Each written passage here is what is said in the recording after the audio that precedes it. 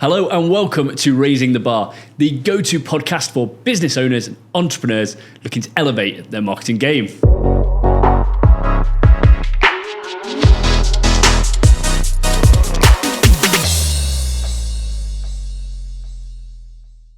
Today, we've got a fantastic guest for you. He is the founder of Seven Yachts, one of the leading yacht charter companies in Dubai. Ladies and gentlemen, Mr. Kasper Jakobsen. Hey, thanks, Jamie, for having me, man. My pleasure. It's great to have you on the show. I was down with you on the yachts the other day, and probably the best fleet in Dubai, isn't it? Appreciate it, man. Yeah, we try our best, yeah, exactly. So let's go back to the beginning. Sure. Where did the idea for Seven Yachts first come from? I feel like I'm in that podcast where I've got to kind of start with my childhood, you know. Where did the idea come from? Man, I'll tell you the truth, yeah. I was working for, I had, software is a strong word, like app development, web development type business before this.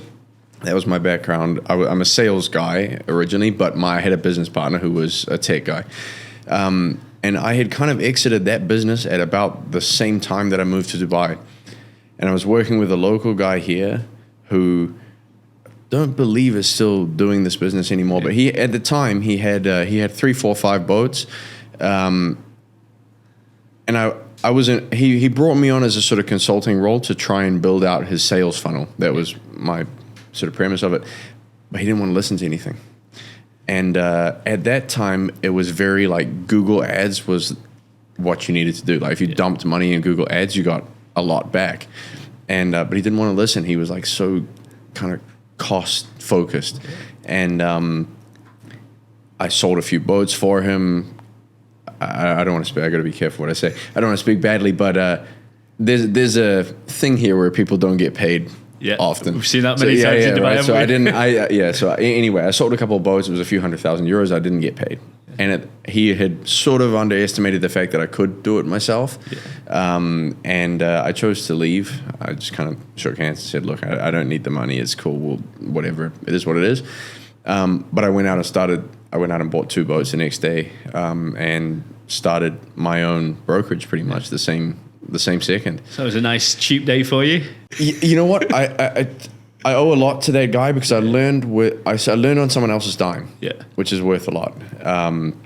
I knew it was like plug and play. I literally knew everything to do when I started. There was no way I was going to fail. I had my numbers. I knew what I was going to do in the first month. Yeah. That black and white of how it was going to be. And we launched at the same time that the Bulgari Resort and Residences opened. We got a contract with them. We were running the charter boats for them also. So we had some kind of quite good brand association, and we leveraged that a little bit also. And yeah, worked really well for us. Good timing. So when you went originally into partnership with that guy, you had no background in yachts. Nothing. You're not growing up around yachts. It was a completely new environment for you. Yeah, I always say I could sell cars, planes, boats, phones, water. I don't really mind. I feel like when it's your own business, you're passionate about it, honestly. Like it doesn't really eat it, breathe it, sleep it. Yeah. So you've been in partnership with this guy. He was doing things very differently to the way you envisaged them being done. What was the difference between what he was doing and then did you take that into the vision you then had for Seven Yachts? I mean, he was doing it very like old school. He'd gone through it. There was a boom in sort of like 2011-ish where I know a bunch of people that own boats that made they really made a lot of money. It was kind of just becoming a thing to charter a boat, and there was a big sort of like economic growth. And he'd obviously come off that and thought that, you know, he literally was brokering himself at that time. He's a wealthy local guy from a big family. He didn't need to be doing it, but he was making good money doing it. And he wanted to grow it. But I don't think Dubai is quite cyclical, and it's a seasonal business. Obviously, yachting. It used to be like we had an 8, 9, 10 month season. Now it's a little shorter even. Yeah. But he would get to every kind of low season and cut costs. Yeah. And the one thing you can't cut on is the thing that brings in the money for you, which was Google Ads at that time. Yeah. And he just couldn't get his head around Google about ad expenditure not being not a cost. It's not a cost like I can let a few staff go, or I can stop buying so many water bottles or whatever. You know, you have to have ads to bring in business, or at least at that time you did.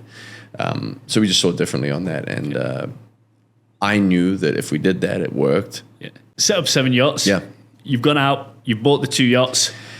Yeah. What was the brand you wanted to create? Look, at that time, it was pretty easy, honestly. There wasn't a lot of competition. We had still, and I give a lot of credit to Exclusive Yachts as one of our biggest competitors. They're not a competitor in that they don't offer the same kind of standard as we do, but they're more like a budget airline, but they do have a very good business and it's very big. That was sort of the biggest person doing it. And then there were a few other smaller operators with small boats. I wanted to come and offer something completely different, like a European standard of boat, of staff, of marina, of everything. And we kind of just assembled the right team. We bought the right boats. We had the association with Bulgari Hotel, and we kind of put this package in place that amazing. brought it all And together. those partnerships, like you mentioned there with Bulgari Hotel, how beneficial are they to a luxury brand like yours? Look, I think the association was good. Yeah. So 4 years in, we decided not to continue our contract with them. It's a very premium resort. They like to keep it very private, and they have a lot of residents that live there. So I need to be able to operate a commercial operation out of there as well. So I think in the long run, as we got bigger, it wasn't necessarily the right relationship for us. I needed more control myself, but it was good brand leverage for sure. We had a good name at the time, and they used to use us. If they had a client upset in the hotel, they would use us to fix it, and we also got to leverage their name. So it was good. But it's a small hotel contracts for us are not a big portion of our revenue. Like I think they were maybe 1% of our total turnover for the year. So if we're looking at Exclusive Yachts as your EasyJet, your Ryanair, and you guys are the British Airways, the Virgin, the Emirates, I hope so. the top yachts. Did you always set out to focus on that high-end luxury clientele? Yeah, we did. I mean, our price point was like 3-4 times more expensive than Exclusive. At the same time, our costs were too, though. So it wasn't like we just had a massively more profitable. Yeah. We were probably a little bit more profitable, but it was carving a niche that didn't previously exist. There were so many people that used to call us and say, I've been let down, I've been let down, I've been let down. And we had something that finally they weren't let down. But it takes time to get that. Dubai has this issue where everybody promises and nobody delivers. So you can go online and find everyone will promise the most amazing luxury experience, and then people get there and they're let down. Yeah. So we constantly battle that of like, we're like, yeah, but we're actually doing it, you know? I think it's that key thing of bringing those European standards, that reliability. The fact Denmark's probably quite similar to the UK. If you say you're doing something, you're going to do it. Yeah. In Dubai, it's like people say they're doing something and it's a 50-50 chance whether it happens or not. Yeah, for sure. And with that high-end luxury clientele, obviously we talked about the reliability there. What were the key elements where you've tried to differentiate? Is it very much focused on yacht quality? Is it focused on service? Where was that differentiation in the offer? Yacht quality is one thing. I think upkeep was a big one for us. Like, I mean, pretty much every boat is nice when you buy it new, but there's a term boat wreckers that applies to this part of the world that people don't take good care of their boats mostly. So we went to Europe to buy our boats. We shipped them all here, and then we spent, as I said, our cost point was high. We spent a lot more money on upkeep. I think staff is the biggest one.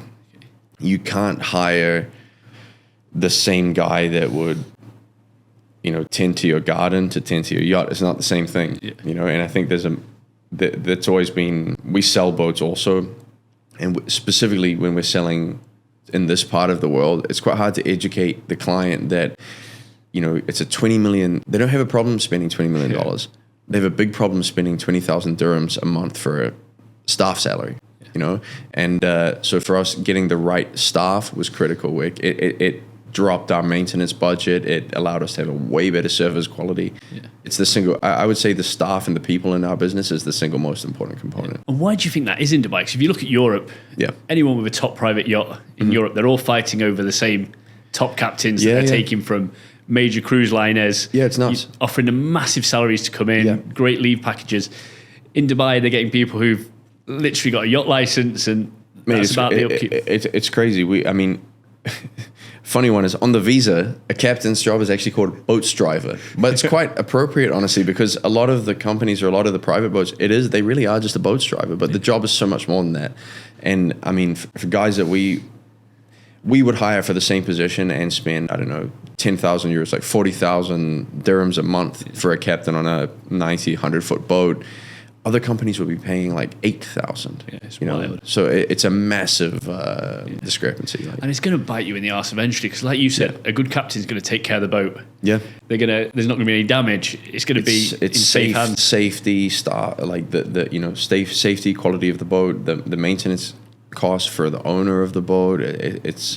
Yeah. When you target high-end clientele, what are the main things they're looking for? Are they looking for the personalized communication with yourself? Are they looking for bespoke services? Are they looking for tailored water sports? What do they tend to want? When we target those high-end clientele, I think one of the things that was important for me for our business was something that really differentiated us from the very get-go was a coherent English speaker answering the phone. Yeah. And that sounds so basic in most countries, but here it's really not.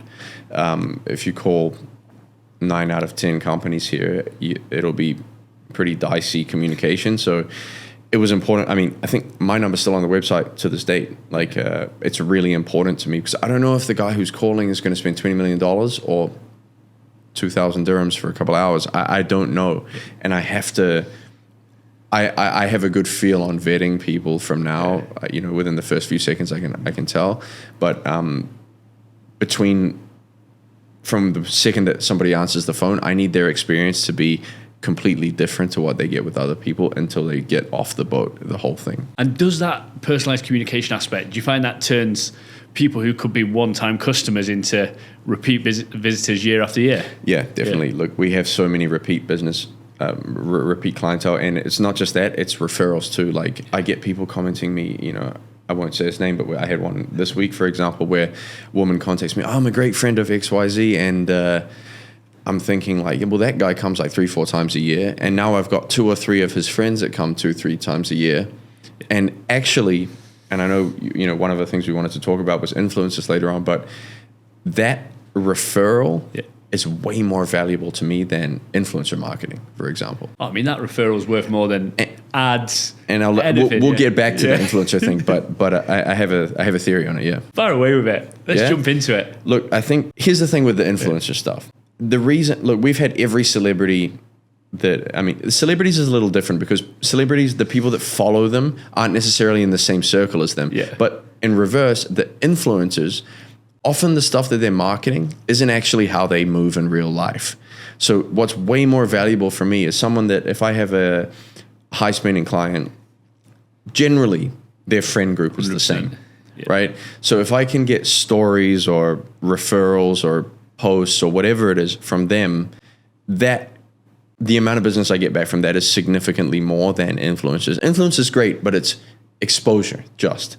And that's, for me at least, that's where it's ended, or been my experience with it. With an industry like yours, if you've got one guy who spends the winter in Dubai, summer in Saint-Tropez, he's got 1,500 followers on Instagram, he's probably got a captive audience of about 400 or 500 potential customers for you in his follower base. Yeah. There could be an influencer from Essex who's only got 100,000 followers and a captive audience of 20, 30 people that are suitable for you. Yeah, and that's the thing. And I mean, look, going to someone like that client's birthday party and meeting 2, 3, 4, 5 of his friends that are really qualified people to come back to me is much more valuable. And granted, I think influencer is a space that we haven't done the best job and we could do better. But I do feel that there is this dynamic of that the influencers are oftentimes selling something that, as I said, isn't really how they live and not necessarily their circle. And if it is their circle, there's oftentimes someone who's paying for that on their behalf. And so it's a very delicate way of wording that, right? You could go into politics I could, yeah. So with these referrals, obviously absolutely critical to that business. How do you build up that trust and confidence with people so that they're happy to refer you? Okay, so something that different about us. I don't come in a suit. You'll never see me in a suit. I'm never in a shirt. I'm oftentimes in shorts and a t-shirt, I think authenticity is really important.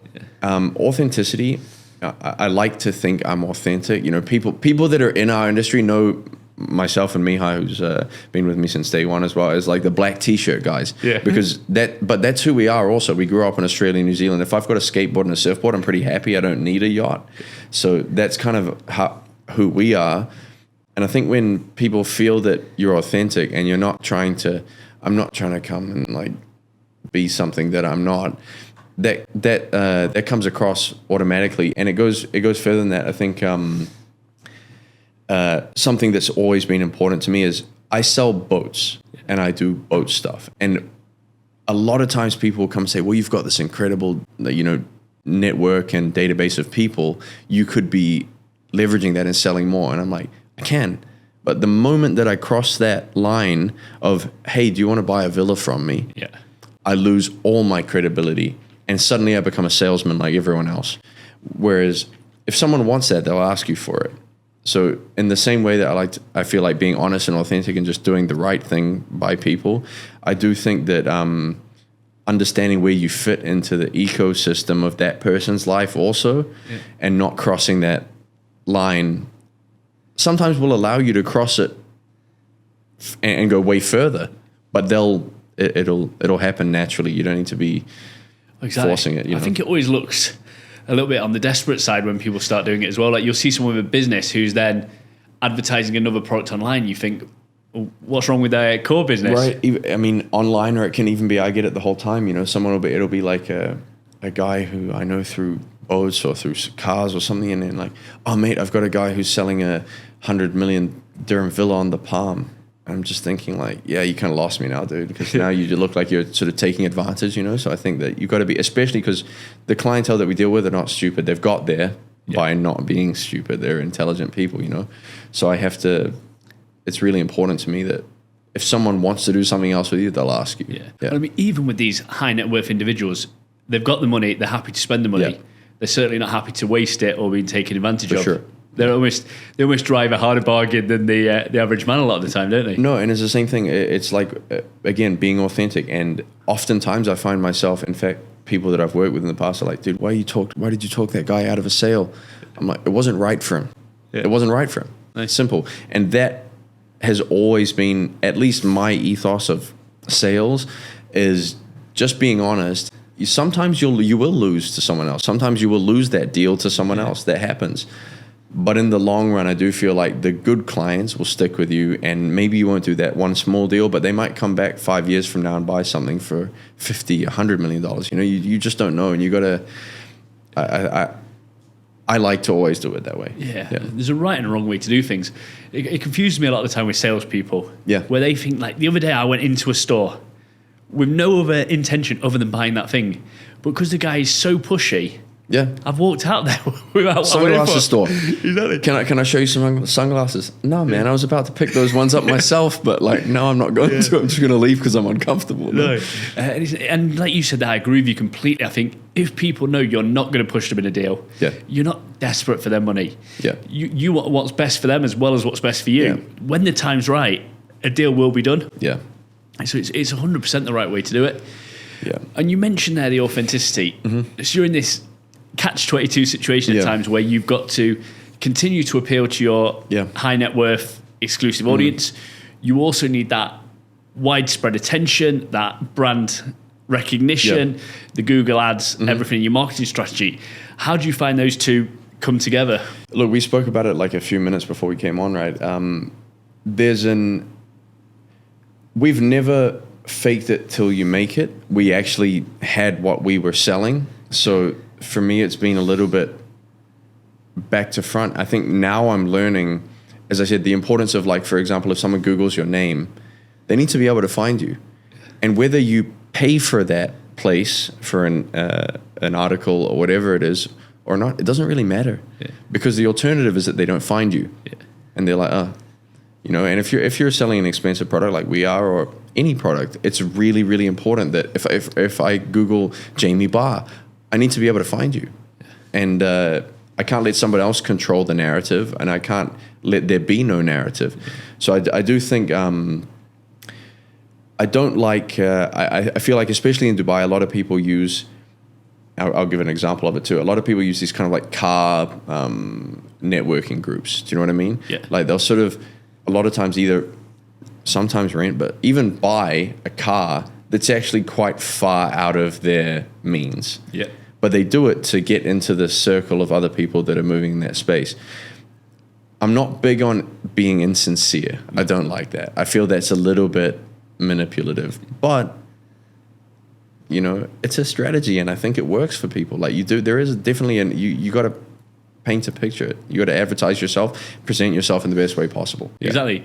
Even if that's a signature look, going the same way. But I agree. I think these guys hiring G-Wagons for a night, you can see straight through it. It doesn't play out well in the end, does it? Yeah, and it comes to the same thing of selling stuff that you don't actually do. Like if you go to one of these car meets and you meet a young early 20s guy that's driving a Lambo, and you kind of thinking like, and then he suddenly says, oh, you know what, I'm selling Forex courses, but I'm also selling villas on the Palm. It's a little bit, you know, people need to be smarter than that, but you want to move in the right places. That people definitely do that here a lot. Exactly, networks, absolutely everything. Without that network, there's nothing to build on. And you mentioned there about obviously the business, but also how you brand yourself. You've built a big personal following on Instagram. Mm-hmm. You've got a personal brand, like you said there. People know you as the black t-shirt guys. How much do you leverage your sort of personal brand for the business? Not as much as I should. That's the answer. I said it's one of the things I know. Social media is something that we could and should do better. I don't think we've ever really done a good job of that. In all honesty, that's probably the biggest area for growth for us. Perfect. So that's where you see the future going. Just putting it out there more and more. I don't know if I see the future going that way. I don't know. You and I have had other conversations about moving in that direction. But I think the thing with social is I've never seen the return on it. I understand if you're in the right industry, if you're selling, I don't know, caps. Or like a New Era cap or whatever. If you're selling that on Instagram, that's a very impulsive buy that someone will buy. My product has a lot more thought. It's a lot more expensive. It has a lot more time and personalization involved. That it's not something that someone just clicks buy on Instagram. So for me, social media is much more awareness, probably, but not conversion. And if I compare that to Google, it's conversion. Like I'm only doing Google to convert. So I always look at it like, okay, if I can spend $10,000 here or $10,000 here, where am I putting it? Still, I believe it's in Google. 100%, you know, maybe it'll change. It's like we spoke about before. Those people that are coming to you on Google are so much further down their purchasing journey in that they've actively got to look for search, it. Right? Exactly. So, active search, whereas people on Instagram, they could be randomly scrolling through boats. It could be people that just haven't got a quiet night. They're like looking at boat pictures. It's passive consumption. It's effectively like TV advertising. Same concept, Exactly. So it's balancing up that reach versus the direct customer. Yeah.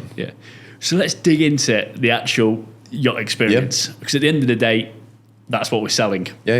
What makes Seven Yachts the best yachts in Dubai? What makes the experience the best? What makes the customers who spend their money walk away from that thinking that was one of the best days of the year? Sure. First things first, not most important, but first, I think obviously when people come, our boats are in a better condition. They're, I won't say newer because age is not necessarily the factor. It's the way that the boat is looked after. But the overall, I mean, basic stuff like cleanliness for me is a must. It's not like a nice to have, it's a must have, you know? So, but basic stuff like the condition of the boat, it's noticeable. We spend a lot of money to keep our boats in perfect condition. And that's not just, you know, the maintenance stuff. That's sheets, that's full soap every time, that's full fridge every time. It's like little basic things that people notice when they step on. Fresh towels, fruit platters, whatever it is. But beyond that, I think the most important thing that I hear from our clients is the team was amazing.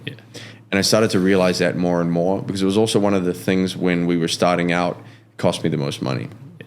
When I started, I think anyone does that building a business, especially if you're a high-end business, you think you need to be perfect. You don't. You need to be perfect in some things, but not everything. And I went out and said, I need the best marina, which was Bulgari, but it was way more expensive. I needed the best staff. Again, we talked about the salaries. They were way more expensive. Like now I have what I think are better people, and I'm not paying the extortionate European salaries, but I'm still paying a premium. I'm way higher than what other people would pay here. But it's the environment too, you know. Like I have a really good relationship with my staff. I have a core of kind of I won't call them leadership because I think we're all pretty level and friendly with everyone, but I have a core kind of more senior group of staff that I'm really close with, have been with me for a long time, that I trust blindly, that takes time to build, but I really feel that people in our business are the most important thing. 100%. I think we spoke about this the other day, didn't we? Where I said you can spend all this money on a yacht in Dubai and you get on and you're getting served out of plastic glasses, they're pouring Coke on your I reckon, seriously, I could take someone else's boat, put my staff on, and I'd get that client back. Yeah. They would come back on the same crappy boat, but the experience that they got would be so much better because of the staff. It's such a, you spend so much time there. It's like if you go on it's even worse, but it's like if you go on an airline and, in Emirates business class, for example, they have and first class, they have the bar and at the back, and you can go, and if you have a good crew, they're quite interactive. I've taken the odd trip to Monaco where you get chatting with the stewardess or the stew, not just the stewardess, but you know what I mean. If you have that, it's something you really remember. Yeah. If you have a flight where you're just stuck in your seat and no one serves you a drink the whole flight and you have to keep buzzing the thing for water or get out of your seat and go get it, you also remember that. People are the most important thing in any business. Yeah, they are. How many times you go to a hotel and the hotel's not great, but the attendant you've got is a great person, or you're in a restaurant, the food might not be world class, but the waitress is out of this world. It's always actually credit to where it's really well done. We had from the very beginning when we opened, we were located in Bulgaria, but we actually had a much better relationship with the team from Four Seasons. Yeah. We knew we were so integrated into their systems from the top management all the way, even the owners all the way down. And I always felt we felt like family to them too. We weren't a supplier. In other places I've been, I felt like a supplier. Yeah. But at the end of the day, I'm also a yacht owner. I'm also paying the marina fees. And for us, it's always a little bit of a kind of weird dynamic when we work with a hotel like that. Yeah. Yeah, there's got to be that respect there. So across what you're doing in the company, with the yachts, with the service and everything, you're bringing that European standard over to Dubai. We work with quite a few yacht brokers in Europe as well. And that industry is quite different to Dubai. Yeah.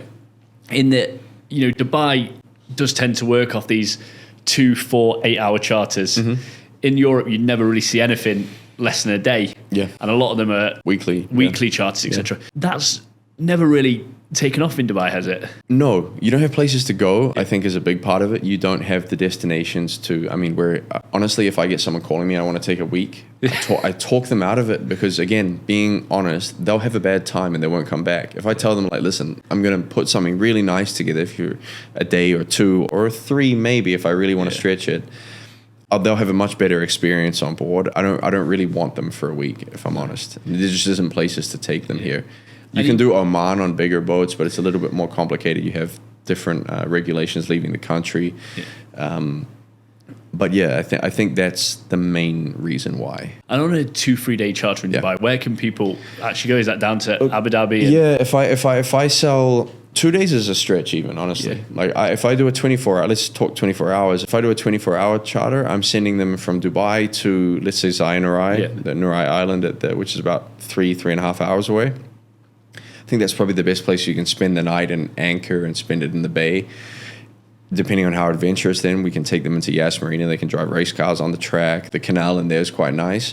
And there are a few other islands. There's Emirates Palace that you can dock. They have a marina there. You can get off restaurants. It's also quite nice. I think Abu Dhabi's actually scenically quite well set up for boats. Yeah, definitely. It's just a little underdeveloped still, but they have a good kind of coastal environment. Yeah. And it's amazing more people don't really do that. Sail down to Abu Dhabi for the day, have some lunch, come back. I think everyone hopes that's why they're building it as an island, but Russell Kamer with the casinos coming is going to be I hope a destination for us. And then again, they're also, building the casino islands here. Yeah. I hope that as we have more places, you have, again, there's all the beach clubs opening in Le Mer. Yeah, J1. There's going to be kind of like a West Palm type of thing also. Yeah.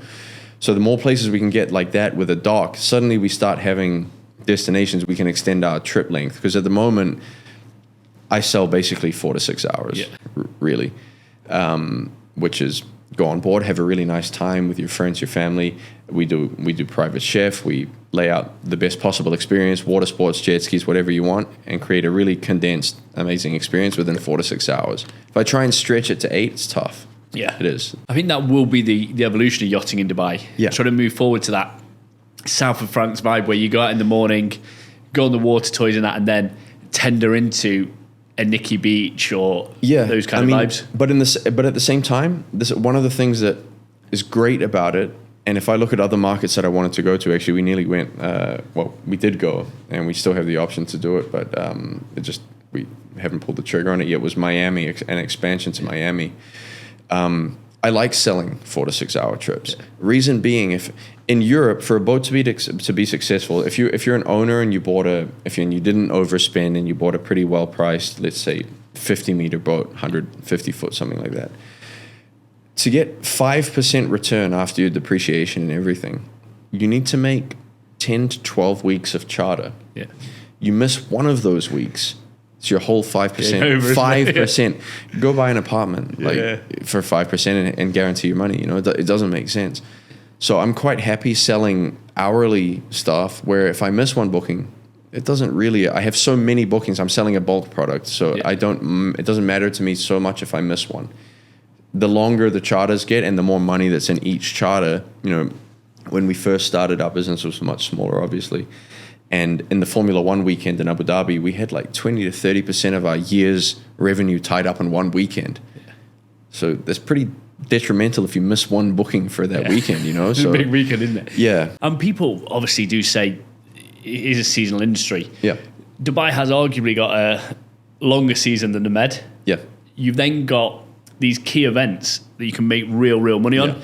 Yeah. Is the F1 biggest weekend of the year, hands down? It's a pretty big weekend, yeah. And for us, it's become quite, I don't want to say easy because I don't want to jinx myself, but it's become quite easy because we've done it for a long period of time now. Most of our clients sign in January and it's the same client every year. Yeah. It's a repeat client that does the boat every year and I don't really have to stress. Whereas a lot of people are calling me now. We're going into October. F1 is in the first week of December this year, I think. And they're not booked. That's quite stressful. If you've got $1 million dirhams sitting on the line and you've already paid for your berthing position, which is probably for a big boat, 300, 400K. Is it? So that's not the way you want to operate. I've always been, actually, and the same with New Year's. Our prices for New Year's are always really competitive, even though we're offering a better product. Because I'd rather book early. It takes the stress away. I don't have to deal with it's like expected value, 100% chance of $5 is way better than a 25% chance of 10. It's double. It's that old, a bird in the hand, isn't it? Yeah, a bird in the hand's worth two in the bush. Yeah. So it's those events are just brilliant. And operationally, something like the F1. Yeah, that's a lot more guests coming onto your yachts than usual. Yeah, obviously it's within a mooring. Operationally, does that become very different for you to start a weekend? We've got really good clients. It can be hectic. The first year we did, they completely destroyed. One of our clients completely destroyed. I could even say his name because I don't even think it's his real name. We had a guy called Music David. Yeah. Now, Music David, I saw his passport, so it could be his name. Danish guy too. Yeah. Just hectic. Was really was the first. We had just bought this boat, went to F1, completely destroyed. It took a long time for that boat to come back. It's not just the weekend, it's not just the money lost and the security deposit and all of that. It's the time taken to get everything back on. If toilets go offline, if everything, it's a process. And when boats break, they're a long process they do, back, and they're expensive too. But yeah, we have really good clientele where a lot of them will only come. They might book it for 3 days and then you come on the last day. It's mostly corporate stuff. We have a lot of kind of in the US, you'd call them like headhunter type firms, trying to think what the, you know what I mean, like corporate placement, exactly. And they're entertaining their clients type of. And you said you came into the industry 2011, 2012. There's obviously been ups and downs and booms and troughs. Yeah. How do you think people's expectations have changed since then? Was it, at first it was people were quite happy just being out on the boat and you see toys come into it? I was a little bit later than that. I think I started in 2014 was when I was here. I remember I first moved here And like, man, when I moved to Dubai, I didn't even know we had a like beach. Yeah. I thought I just thought it's the desert, like landlocked desert. I naively had never looked on a map. But yeah, I went on an exclusive boat, and I remember thinking, wow, if you have a boat like that in New Zealand, you're probably the wealthiest guy in New Zealand. So yeah, I think there was a time where people really milked that. There was so little competition. Now we have a lot more competition. We do have a lot more competition. It's shifting slowly towards, I think back when we started, only the boats that were chartering were company owned. Yeah. Like you were a company, you owned your boats, and that was what you worked with. Now it's moving more to like a European model where you have private owners who then will sort of allocate their boat to a central agent and they run it. And that's difficult to compete with because private owners, not all of them, but if you're a good private owner, they're not so cost sensitive. Whereas when you're a business, you have to think about every single expense of, should I pay for new uniforms? Should I use the thick toilet paper or the thin one? All of it makes a difference, but private owners just spend and they get back what they get and they cover their costs. They're kind of happy. If a private owner covers their costs, they're over the moon, aren't they? And that's where that myth of you can't make money in boats comes from, because it's generally based on Europe, which is really only like a 2 to 2 months and shoulders season. It's based off that and private owners. And then you cover your costs and you don't really mind, and you use the boat for August yourself, which is like peak season. Of course, you lost 4 weeks of peak revenue. Yeah. And if you're a yacht owner, you either should be in a financial position where you're not worried about making money, or you're doing deals on it to more than cover it. But that brings us nicely on, because we've covered a lot on the clients here. But obviously, in order to acquire a fantastic fleet of yachts out here, you need the private owners. How's that experience been for you of attracting the owners, getting them on board? Mate, it was one of the biggest things. It was one of the biggest reasons in the start that I went out and bought boats myself, because, I mean, anyone who works in Dubai knows that a contract's not that enforceable. And if you do, it's a process. It takes time. It's not, and beyond that, most of the time you're just going to accept, like, okay, it's not worth it. So, and people don't honor them. Honestly, I do a lot on handshake agreements. I really do, because it's worth way more to me, and I can feel what kind of person they are anyway. But we wanted to buy our boats because I didn't want to rely on other people's quality. I didn't want to rely on an owner that will or won't spend on what he needs to spend. I don't want to sacrifice my quality of what I want to offer because he didn't want to keep his boat to a standard. And also, we used to find, less so now, but we used to find that someone will tell you, yeah, I'll give the boat to you exclusively and you can have X percentage commission on it. And then you'll find that they've given the same offer to, this is like the whole time. So we don't work too much with private owners. We still have the bulk of it is kind of our own fleet. But we do with the right people. And it's just getting a feel of the owner, really. Most of the time, it's someone that we've sold a boat to, that trusted us enough to sell them a boat, and then they often give it back to us. Most people start out with, I want to buy a private boat, and I think, but boats are expensive. Like the big cost of owning a boat is the ongoing costs, and particularly salaries, but also, of course, berthing, insurance, everything. It's an expensive thing to have. And as people realize when they buy a boat that, we don't use it as much as perhaps we thought, or we do use it as much as we thought, but we've also realized that that's only weekends, they generally come back and say, we want to charter it. And as looking at the yacht brokerage side of the business, when I first came to Dubai, which was only 5 years ago, it seemed to be the vast majority of the boats were either boat rentals or they were small day boats, like you can skip yourself. There does now seem to be more and more European people purchasing yachts out here. Is that right? Yes. And those are the clients that I want. Yeah. So wherever you are, please come find us. No, those are, look, we get, again, I got to be quite political, but there's generally if a European client calls me, they're pretty educated in what they want. They've spent time on searching for it, and they know what they're looking for. I also get from various other places different calls that I know. If you call me and say I want to buy a boat, maybe with one cabin, like how much do you want to spend? Budget's not important. Well, it is, and everyone has one. You know, it's really easy to tell, and we do get a lot of time wasters too. Yeah. So. And most people who are serious about buying a boat must know the boat they want to buy. Like they're coming in like, I want a Persian 82, or you've got to have a pretty strict idea. I think a lot of people come in and they want something. This is the same mistake that I will always say: don't buy a new boat. Yeah. Some people want a new boat, and you can't talk them out of it. Like some people just like the idea of going in.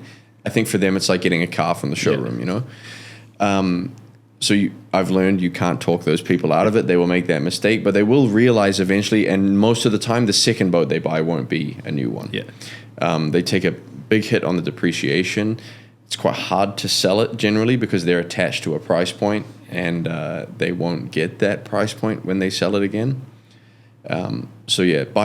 Buying a second-hand boat or used in good condition is generally better. Yeah. And how do the prices sit on yacht sales in Dubai?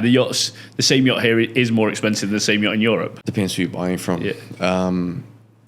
Yes, because generally people, not always. I mean, it depends how much someone wants to sell to, but for the most part, the same boat is more expensive here because you pay by the time it's here. Yeah. You know, for a 100-foot boat, might cost a couple $100,000 in shipping costs to get it here, plus 5% VAT, 5% duty. Yeah.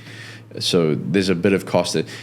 The difficult thing is the buyers don't realize you can't really pass that on to someone else. You can and you can't. Like you can say, well, it's here, but they ultimately go online and compare to all the other listings that are the same as yours, and it's a conversation, right? Yeah. So. And do you think there'll start to be a transition towards people, how traditionally people have done like the Caribbean in the winter or Miami and then moved yachts over to the Med in the summer? Do you think people will? That was a model I wanted to do. That was when I first started, I didn't want to buy multiple smaller boats. I wanted to buy one big boat, and I wanted to make a dual season between here and Europe. Yeah. It's complicated. It's expensive if you ship it. It's really expensive. For a 50-meter boat, it's probably $400,000 each way.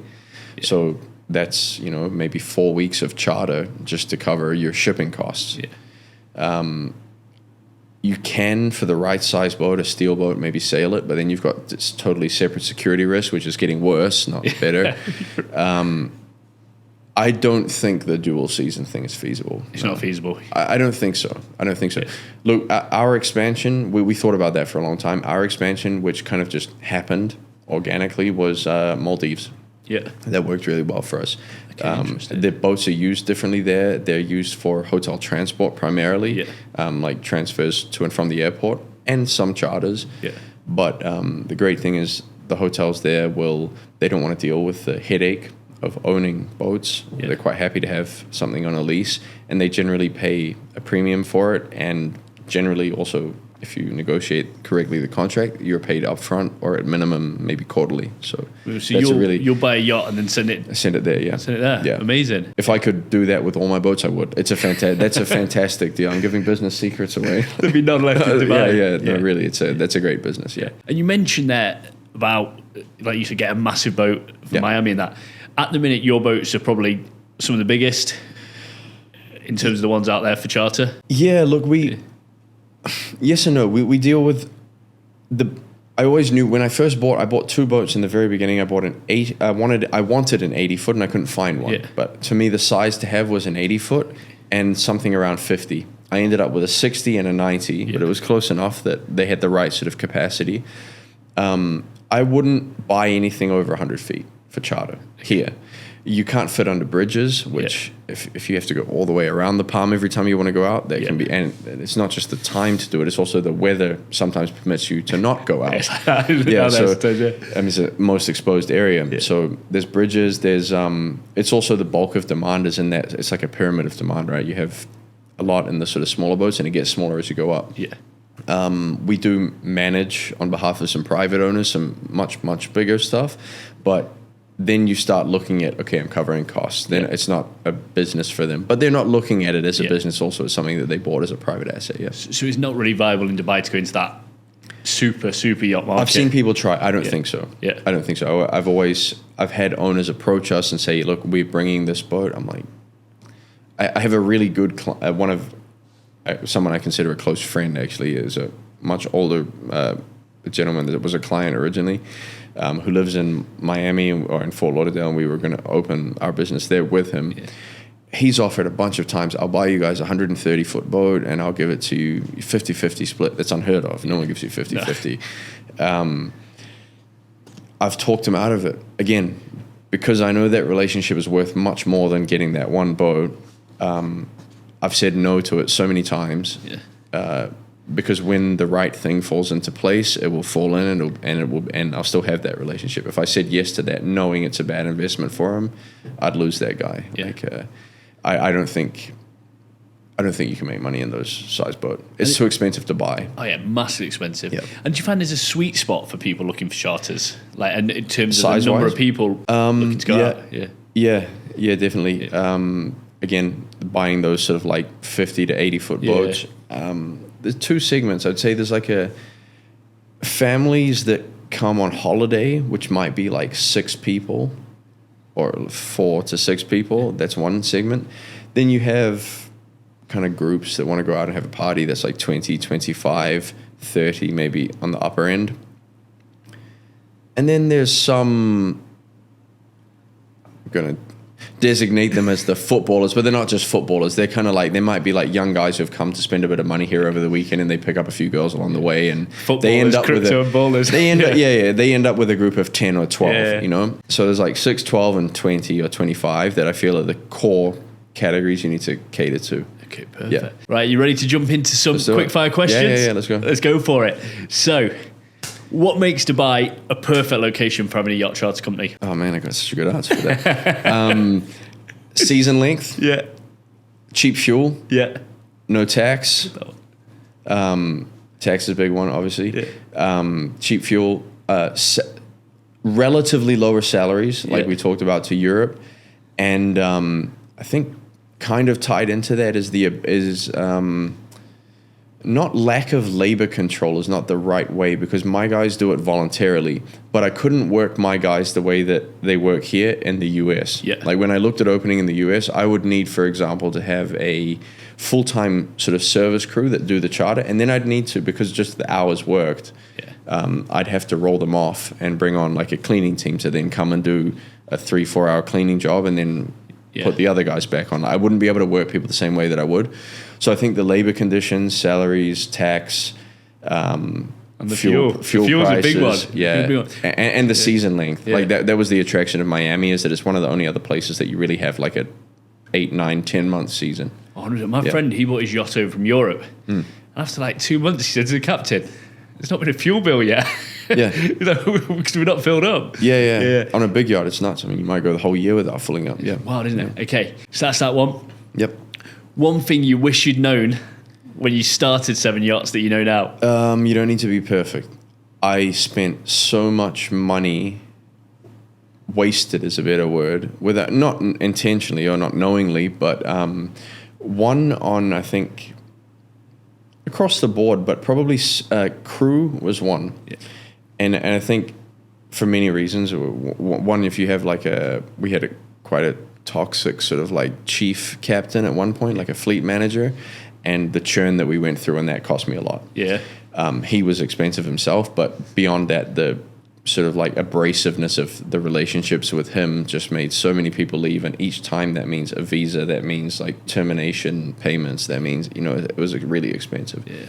And then on top of that, I think just owning boats, one thing I can give advice to owners is you have to understand, if you're doing maintenance, once your boat goes on land, you're out of water. Yeah. You aren't going back into the water until you pay your bills. So if this guy comes and says, by chance, you won't believe it, but this is also broken and you need to fix it, and if you don't fix it, you don't go back in the water. Or if you say, okay, I'm going to do it, but you haven't paid. Oh, so it's like a car garage thing. It's kind of like a mafia thing, really. It's like that. So like each day that you're on land, you're paying to be on land, right? So it's like, it's racking up 1,000, 2,000 dirhams a day, plus the fees of doing everything. I mean, I made one bad mistake of pulling a shaft out of a boat. It needed to be done, but I did it without having, and then there was like a specific glue to put everything back in that they couldn't find here. So I had to source that from Europe, and then it had to be produced under supervision of someone and then shipped here. And this whole process took like 2 months. Meanwhile, I'm paying every day just waiting. And with the shafts out, and I can't go back in the water because I'll just sink. You know? So it's like... Okay. Finally, I'm putting you on the spot with this one. Yeah. Okay. The number one yacht you would recommend to a European moving to Dubai who wants the perfect weekend boat. To buy or to charter? Dubai. What's that perfect yacht out there for Dubai? I had, funnily enough, so a client asked, like, that's looking for that coming on Saturday. I think you want to have you need to spend up to $2 million. Yeah. Don't buy new. That's the first thing. Don't buy new. Most people who buy 50 or 60 feet and they upgrade to something like 80, 90 foot within like a year or two. So I think buy a used 10 to 15-year-old boat in good condition. We can bring one from Europe and factor in the shipping costs and everything.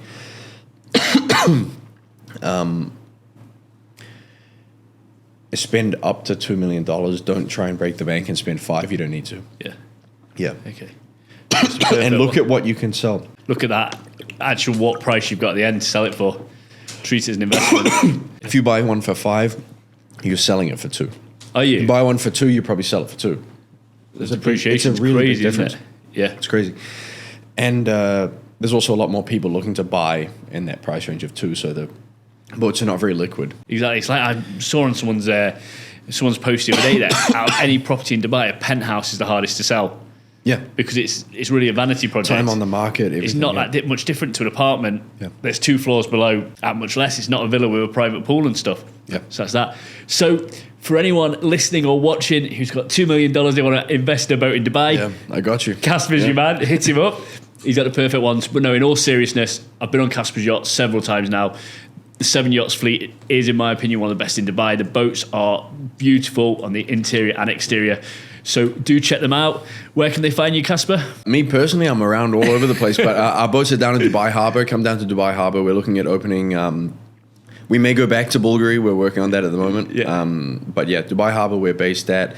And I'll come find you. I'll show you around some stuff. Perfect. You can also view their entire fleet at 7yachts.ae. That's right. Everything's on there. Check them out. There's some brilliant yachts. We're going into busy yachting season now, and it's one of the best days out in Dubai. Casper, thank you so much for joining me today. It's been an eye-opener. I know things about yachts I definitely didn't know before. And for all our guests, thanks for tuning in, and we look forward to seeing you again next week. Don't forget to like, share, and subscribe on whichever platforms you consume our podcast on. Thanks a lot.